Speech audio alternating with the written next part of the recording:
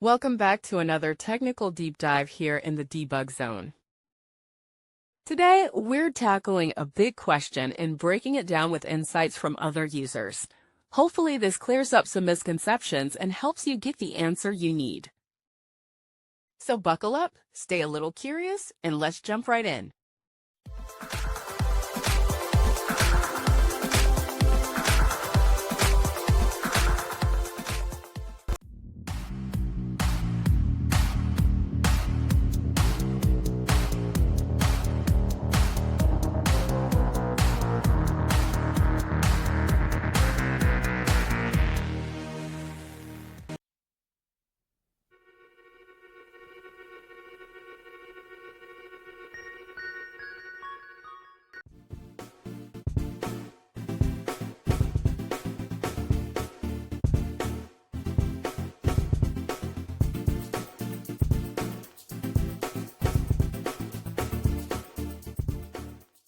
And that's a wrap.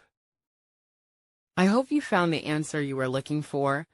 If you did, take a second to hit that subscribe button. It really helps out. And let me know in the comments which solution worked best for you. See you next time in the debug zone.